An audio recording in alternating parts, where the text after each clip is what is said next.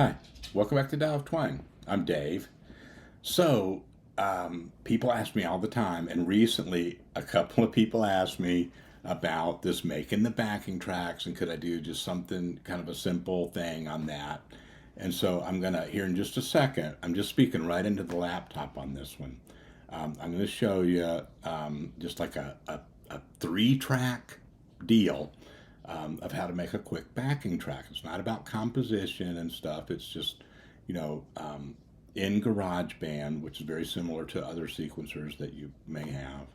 Um, and I'm just using a Focusrite boom right there. Okay, you get to see a little behind the scenes right there. There's a Focusrite. Here's another one. You always want backup, but they're the same thing. Right? So if you're familiar with those, that's what's really doing it all. And then we're on a MacBook Pro. Just a couple of cables to get all this stuff hooked together, and a guitar cable to hook in. That's pretty much all that's being used on this. So check it out. It's not elaborate. It doesn't sound great because it's all kind of right into the condenser mic on the MacBook. But I just thought I'd um, back up my. I left in the comments that I would do something, so I'm doing it. And I mentioned in the video several times that I can do consultations on this. I can help you get going with this stuff, just like I would with guitar lessons. We can talk about whatever you want to talk about, composition ideas, but also just kind of teching the thing and getting it going. I've helped several people do this already with a lot of success, and it's really fun. So let me know what you think. Check it out. Okay, so here we are in GarageBand. Now, what I've done is I already have a session opened and so forth. And if you have questions about, you need help just getting going, from step one, creating a session and setting up your interface and so forth. I can help you with that, just like I do with guitar lessons. I've helped a number of people actually, and it usually just takes maybe 2 or 3 sessions to get you up and running where you can really do this stuff. I'm using GarageBand. There's other sequencers that will look very similar to this. Um, what you're hearing right now is just, I'm just talking into the laptop because to capture the video and the audio through a screenshot like this is very difficult using an interface and so forth.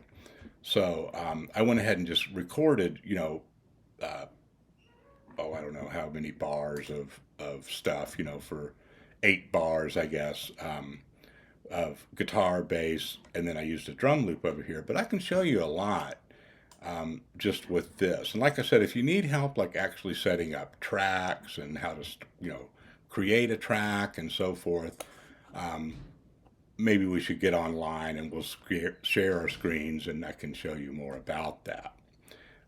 But basically, if you wanted to, use a guitar or an instrument to plug something in, you create hit, track, create a new track, and there's these just different types. That's for a guitar. This is for a drummer that's already kind of a virtual drummer, sort of like the MIDI stuff that's already in GarageBand. And then if you wanted to record an acoustic guitar or your voice or something, then you would use this setting. Okay, so we're not going to add any more right now. I can mute these off because we're not really using any vocal on that. This is a typical setup of how I do my loops. There's just a few lanes for different instruments, and then I'll record my voice, and that's what you hear on the Dial of Twang videos. Then I have lead up here where I'll improvise over, the loop once we get it done. But a lot of the questions I've had are just how do I make a basic loop? And this isn't about composition. This isn't about music theory. This is just like how to do this, one version of it at least, in a virtual digital audio workspace like this.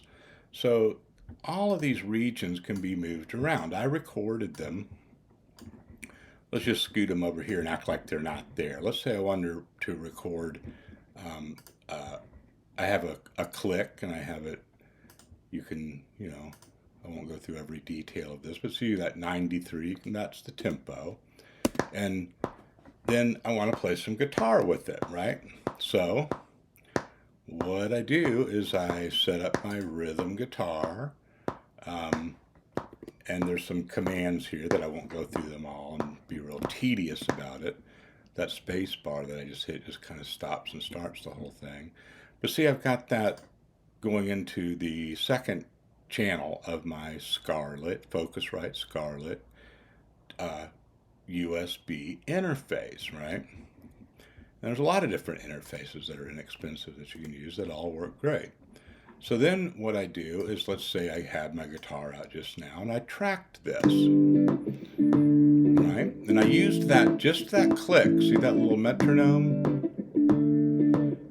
Just to stay in time. I don't even have any drums laid down. This is what I do a lot for Tao of Twang. Okay? So then I might go over here. See this little loop sign? There's a bunch of drum loops in here. And that's the one that I used. I pulled it over here. See? I just dragged it in there. I'm going to undo that because I already have one over here. And see, all this stuff will line up. It's justified at the beginning. Something's going on with that cursor there. There we go. So now I've got, and I turn this metronome off up here, right? And what I do then is just see if this kind of fits, or if I need to maybe do the rhythm guitar over sometimes. And what you're hearing is just the speaker over here off to the side, going right into the laptop. It's not going to sound great, but I'm just going to let that play.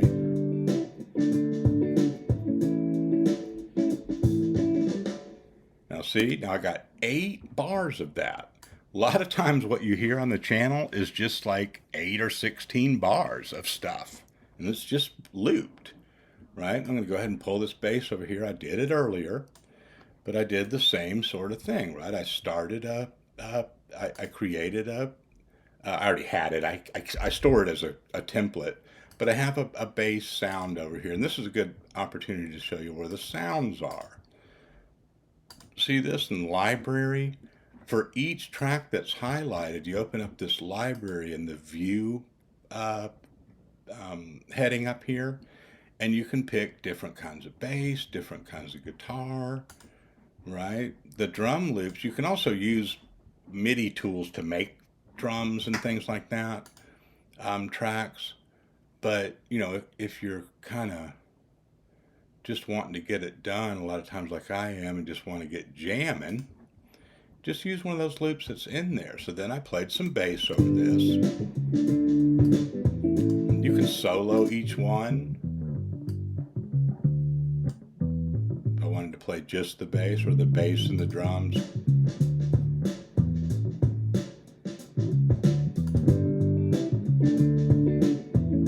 See how you can audition things separately and whatnot? Well, now here's the cool part. So that's only what? This has different ways of it'll either express time or beats. That's only 20 seconds. So we might want a longer track than that. Take each one of these things and just drag them. Look at that. And it just loops those 8 measures. Now it's about 2 minutes.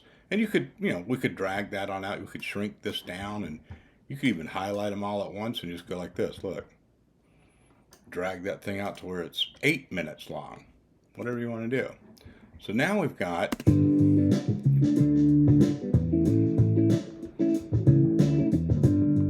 okay. Now I am going to grab my guitar here, and I'll show you this lead guitar. Now, when you have this certain view open down here, you can see my pedals. See that? Start with the amp. That probably makes more sense. So here's an amp set up. I sent these pictures to somebody the other day because they wanted to see what the sound, how the sound was working, right? And like I said, you're not going to get great sound quality right now because I'm kind of doing this through the air, but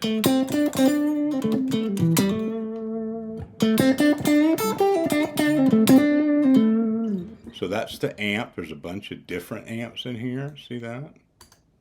Just change it. I changed it to another one I like that's very similar to the other one that I just had. What was that? That one. I love this one. Looks kind of like a matchless or something. And then the effects, right? So that's where I have my delay, compressor. It looks like a Keeley compressor, doesn't it? And distortion, I don't have that on right now. It's going to be too, right? I'm just using the tone from the amp more and the compressor a little bit. If I want to get real dirty, I'll put something like that. And see over here, there's a whole bunch of other effects you can drag in there. So it's really fun. Then it's easy once you get going with it. It's just a lot of stuff about getting set up and things, like I said. A lot of times that's what folks really need help with, and then they're, up and running and doing all kinds of stuff. So now if I play this and play a little solo over it.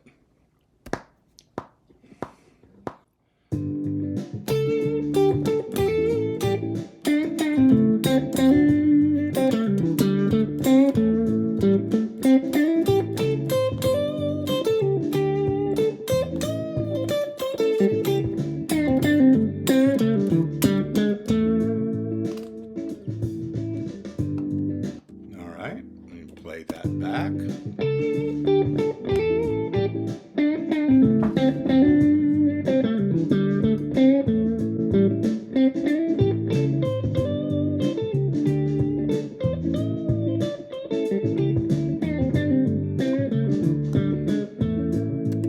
Okay, now if you're making a backing track, of course, you don't put your lead on there, right? And that was too loud. Sorry, I put my guitar down and before I had a chance to turn that down. And you can do other stuff like this. You can automate, the volume of things and stuff like that. And there's a lot of more stuff going on underneath all that. But this is the nuts and bolts of it, right? So here's the one thing that I'm going to shorten this just so that it won't take as long to demonstrate it. But here's the one thing you really do want to get familiar with right away. So right now I've got about a minute of that. Little thing up here in the corner, see how that's shading that different? It'll make it so it only bounces it, you call it, or exports the song up to where that cursor is. And so what you do there is you go up to share and export it. And you can export it right to your desktop, or, we'll just call it a demo. And check this out. There's a bunch of settings I could help you with, but it defaults to stuff that usually makes sense. So see how it says bouncing? You may not be able to see that. But for a minute, it just took a second. If it was an 8-minute thing, it would take, 30 seconds or something. So then what happens is, you're going to see my crazy desktop here. See where it says demo right here? I can just drag that in here. Look at this. Now I'll mute all of these, the tracks that we just did, everything except right there where it says loop. And this is how I make the twang videos. Now I have a consolidated track of those individual instruments, see? Then I can jam over it or whatever. Or I'll, take this and, just off my desktop, it's a file, it's a WAV file, it's a music file. And make a video out of it in iMovie or something and put it on YouTube, right? And that's how I do it. So hopefully that gives you just like a basic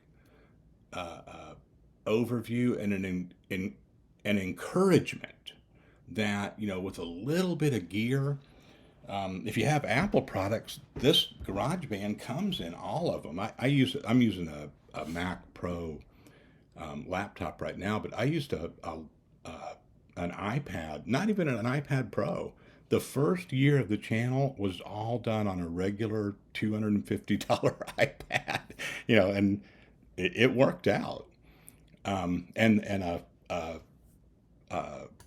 Focusrite Scarlett box.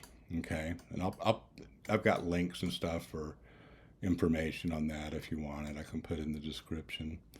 But let me know if this was helpful. And then, like I said, I can answer some questions in the comments about it. But I really encourage you, if you're really into this and you want to go ahead and get going with it, you know, hook up a couple of sessions online about it, and I'll help you get going with it. And we can also talk about just sort of the composition aspect of it. I didn't get into that tonight. Just showing you kind of like, the basic, teching of it or whatever. Well, there's a lot of little things in there that can, hang you up and be frustrating at first. So probably makes sense to get a little help, when you first get into this. But it's really cool. It's a great way to improve your overall musicianship, and it's fun. So leave me some comments and see how this went for everybody. I'll talk to you later.